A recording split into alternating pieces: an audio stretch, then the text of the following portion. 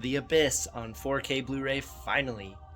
So I remember watching some of this on TV when I was younger, but I don't think I ever watched this movie cover to cover.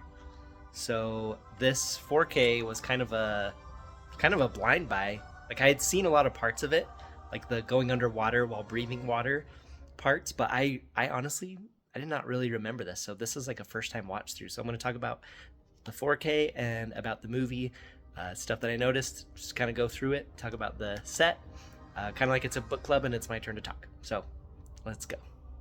And it's 11 o'clock at night, and I'm on my third cherry coke of the day. So we're gonna make this thing happen. All right. So just like the Aliens 4K, I watched the special edition of this movie because that's the version James Cameron prefers and the version that he says tells the full story. So to get there, you go to the setup and you see that it says go to special edition. So you actually have to like go into setup and pick that version. So even though this movie is super long and it ends up feeling kind of like multiple movies, there's like a love story, there's the underwater thing going on, there's an alien thing. So it kind of feels like, and then it's kind of the bombs going, like the plot to take them and hide them or set them off or whatever. It feels like multiple movies, but they all work together and it is a long go. But it's totally worth the ride, and like most James Cameron stuff, by the time the movie ends, you feel like you've got to know the characters so well that you kind of want to spend more time with them. But as far as the quality of the 4K goes, the Dolby Atmos was outstanding. As far as the image goes, this is another one that was remastered using AI. However, I had not seen this movie in its entirety before. Last time I saw it was basically broadcast TV quality. And so everything on the screen to me looked really good. I did see some film grain. There was maybe a couple shots that looked a little bit artificial. Nothing like True Lies. More like Aliens. And this probably looks better than Aliens. I'd say this and Aliens look way better than True Lies as far as the three James Cameron movies that just came out on 4K. So I didn't have any like nostalgic way that this movie looked. I never saw a 35 millimeter print of it. So to me, this 4K looks absolutely incredible. Regardless of how it was remastered, I really enjoyed it, and I will definitely be rewatching it in the future many times. There was some fuzzy like effects shots that just due to the source, you could tell they were a little bit fuzzy, not as clear, but that's not a knock on the 4K. That's just the effects being used. Right, and I love this introduction of Michael Bihn's character, where you just see him getting out of the helicopter. Look at that mustache. And you see their cool boots, which is the same boots he wore in Aliens. And then I love this right here. That is just such a cool shot where you have all these boots coming out and jumping on the deck, and then these like legs and high heels pop out. I just thought that was an awesome juxtaposition shot there. Yeah, so just coming into this movie fresh after years and years of not seeing it or really seeing it all the way through, like that shot happened, I was just like, James Cameron's good, man. So speaking of the 4K again, the Dolby Vision on here is absolutely the way to go, because this movie has so many shots like this, where there's just so many deep, dark blacks and many, many, many shades of blue emanating from all the lights. Like this movie is the prime example of why Dolby Vision exists. Like just the fact that you can see everything that you're supposed to see, that the cinematographer wants you to see because of the Dolby Vision on a correctly calibrated TV. It looks really awesome. Like all the underwater stuff, like you would think that you would just lose a lot of the detail in the darkness, but it looks great on here. Some awesome visual storytelling here and some subtle foreshadowing, right? After they've been through the decompression and he sees his hands shaking, which is one of the signs that you could be having a problem. Also, after coming off of the absolute high of Aliens, where Michael Bihn's character in that movie is so cool and so heroic, and I love him so much in that movie, and I ship him and Sigourney Weaver. They're totally going to get married and have babies and raise Newt. That's what's going to happen. There's no Alien 3 and 4. Anyway, So to go from aliens with him being totally heroic to this Navy SEAL guy that is, one, mentally a little bit compromised due to deep sea issues, but two, kind of like a little bit bad guy, willing to do whatever it takes / go rogue and, you know, like try to be dominant and stuff. Anyway, him as a villain is awesome. He did so good. And then look at this mustache. Look at that mustache. Is that not glorious? That is glorious. All right, as far as I know, this is the famous rat scene that caused this 4K to not be able to be released in the UK. Correct me if I'm wrong on that, but here it is. So they actually had oxygenated saline, I think, that the rat actually did breathe, and this rat actually survived. So come on, you big baby UK censors, like, you're not going to let this movie be there? Like, think of all the other movies that are released in the UK and the things that they show and portray. And you stick a rat in some saline. And they're like, oh, we can't have this movie here. Like, bunch of big babies. If I'm wrong on this scene or whatever, let me know. But that's my understanding of it. Come on, UK censors. I love this shot right here. Look at all the stuff that's going on. What a beautiful shot. This movie has the best underwater photography of anything I've ever seen. All right, speaking of the underwater photography, the special features on this thing are, here you go, are absolutely incredible. And these are the kind of special features that you can actually watch through all of them.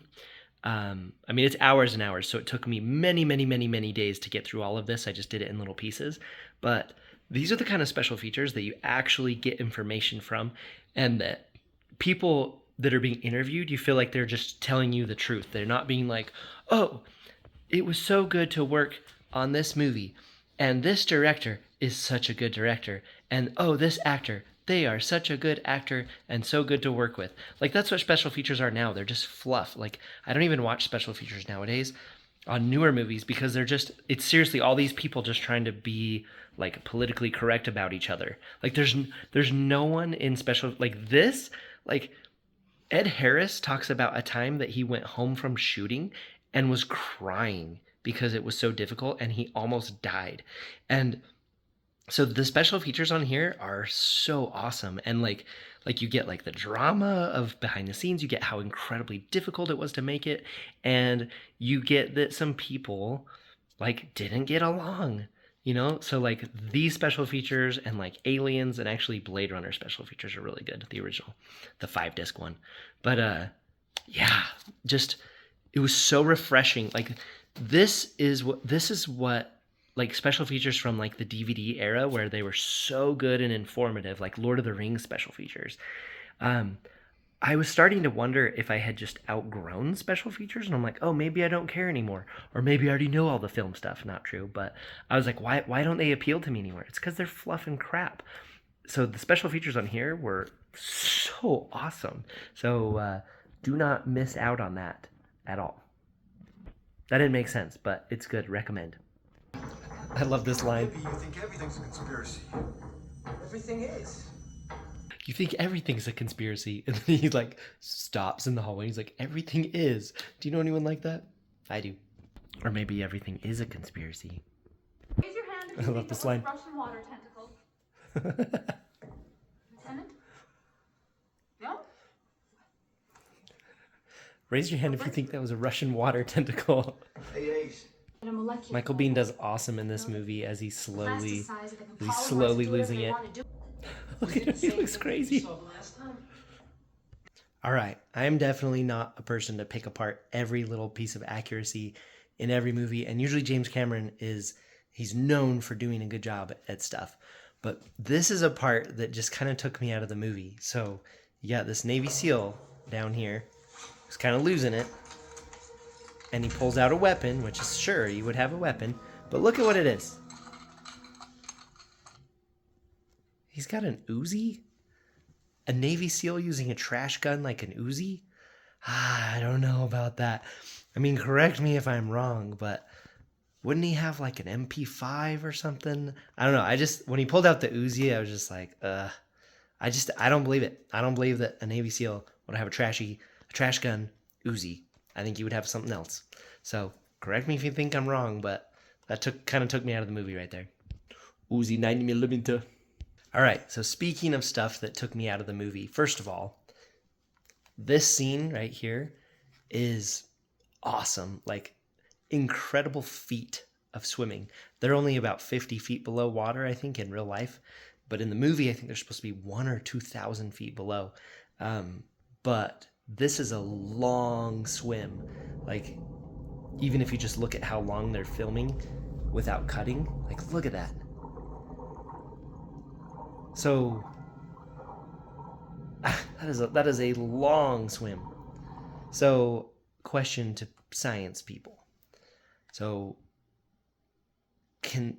is that possible to be without a suit at like 2,000 feet under the water like this?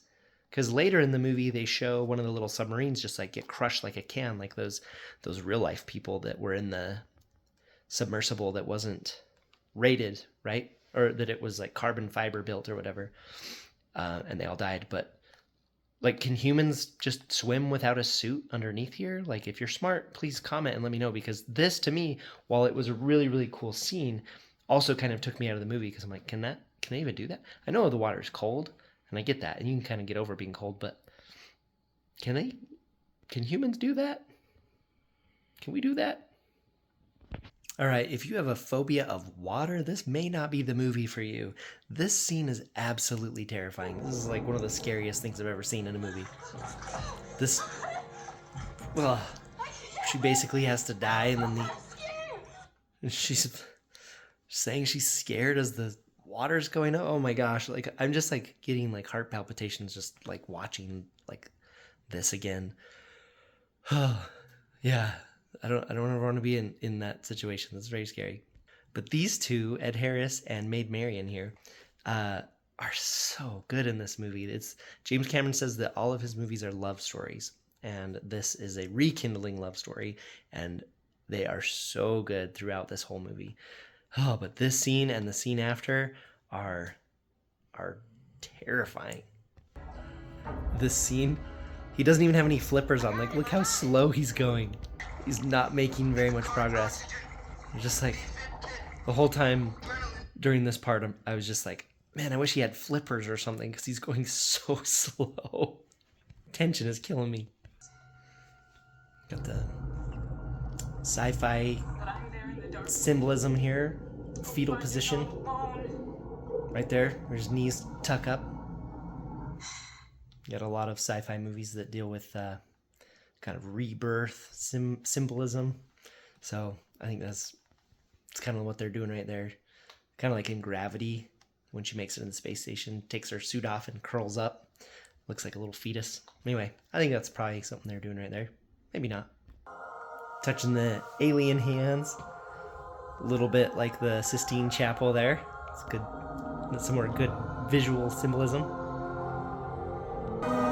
So the special effects in this movie, even on 4K, still hold up. A few of the shots look a little bit soft, but overall, it looked really good. I do appreciate this trigger discipline right here. Right there. Right there. I do appreciate some good trigger discipline if they're going to be holding this rifle up there with everybody. So the end of this movie, spoiler alert, is it's cool and it's very open-ended, and this is a very gritty special effects shot. Still holds up though, the story's still told, but so clearly the movie, the point wasn't like what's going to happen with the aliens. The point was the relationships of the characters in the movie. But it's so open-ended. Like the alien comes up and then it's like, hopefully humans make peace now, like the end. So I don't want to say it's underwhelming because it's so amazing that Ed Harris and Maid Marian got back together. So like, I think it's satisfying. It's such a strange movie though. Like the underwater sci-fi stuff, and then you have the relationship stuff, and then you have the bomb stuff and the alien stuff. So it's weird that it all fits together. But Orson Scott Card said that sometimes some of the best stories are different story ideas that you end up putting together. So Anyway, I think it's incredible. I don't think it's my favorite James Cameron movie. Like I think I like Aliens like way more than this, and Terminator 2 for that matter. But the 4K was great. Good movie. So yeah, their rekindling love story had me kind of swooning a little bit, had my heart pounding. What was going to happen? I love that he's got the blue toilet juice on his hand for the entire movie. Anyway, let me know what you think of this movie, and if you're going to get the 4K or not. I know a lot of people haven't quite gone 4K yet, so they're just buying the set for the Blu-ray. But my goodness, the remaster looks good. I know the AI is a little bit weird here, but I think they got away with it here. And it looks great. There's not a ton of grain, but there is some film grain. Anyway, let me know what you think, and I'd love to chat with you about it. So I'll see you on the next one. Thanks.